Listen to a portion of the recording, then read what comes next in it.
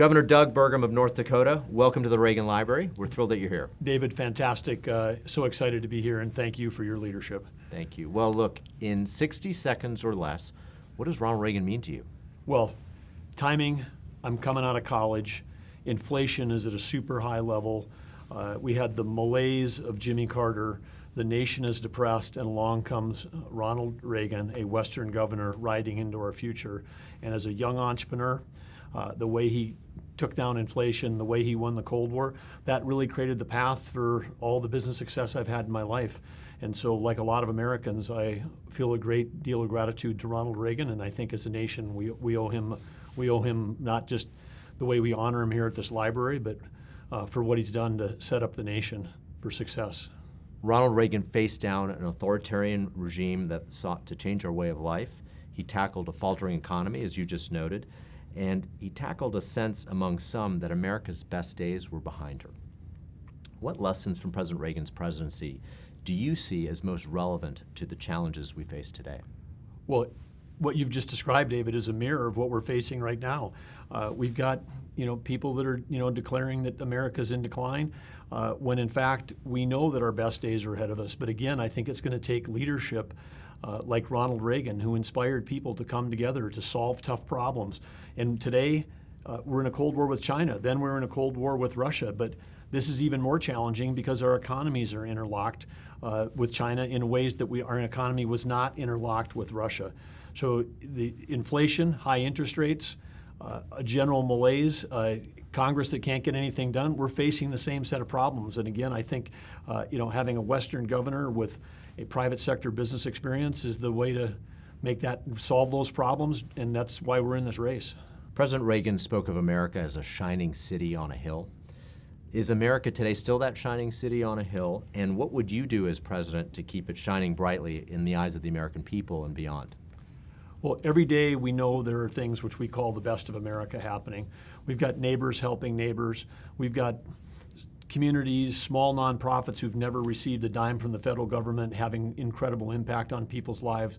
We've got entrepreneurs starting new businesses, solving problems from healthcare to energy. So there's a lot of exciting things, but when you talk about the shining city, you look at some of our cities today and they're not safe, and our education systems are failing. Everything costs too much. Inflation is crushing every American family. So we've got some challenges ahead of us, but there still is that spark is still there. But it's going to take leadership to bring that out in the same way that Reagan did, to help America get back on track, to help us win the Cold War with China, to help get our economy sprinting instead of crawling like it is right now, and to have innovation, not regulation, be the thing that moves us forward. Of all the topics that will come up tonight on the Ronald Reagan presidential debate stage, what key issue do you want to make sure the American people hear from you about? Well, economy is our number one issue, but you can't separate our economy from energy policy, and you can't separate our energy policy from national security, because energy security is national security. But on the economy, with interest rates at the highest rates they've been in 22 years, inflation eating into every family's budget, they're paying too much for their food, too much for the gas at the pump, farmers are paying too much for diesel. It is going to take not just a course correction, but actually a 180-degree turn from the Biden administration, because the Biden's policies are inflationary.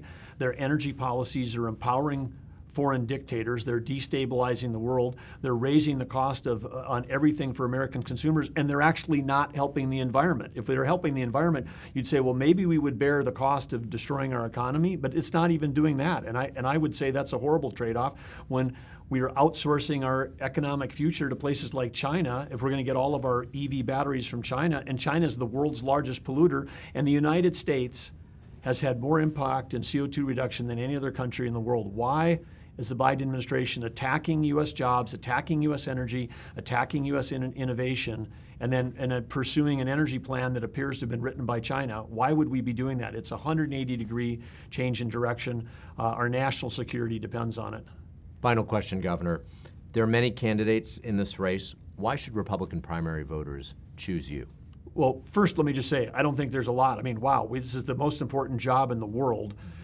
We have 340 million people in this country, and there's going to be 7 people on the debate stage. So I don't think of that as many. When I was in the private sector, if you're trying to hire a CEO and you had only 7 people apply and some didn't have the qualifications, you'd probably repost the position to get a bigger pool. But that being said, among the small group that we have, the differentiation is, the list is long. But number one is I've got more private sector experience, created more jobs than the rest of the candidates on stage combined.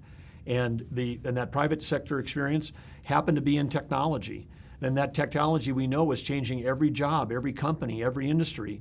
It's how we compete. Innovation, not regulation, is how we win the Cold War with China. But I also happen to be now someone who had that private sector experience, who brought it into government out of a heart of service, said, I'm going to jump in as a business leader and run a very important state.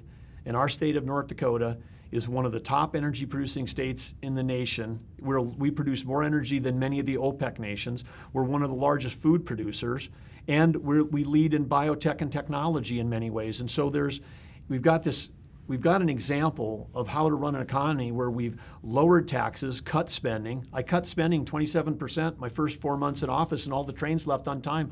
Only a business person can do that. A career politician in Washington is going to say, oh, we need to raise taxes, we need to have some kind of agreement. No, we actually can take that kind of cost out of government today. We can return the power to the states. I'm a big believer in the 10th Amendment.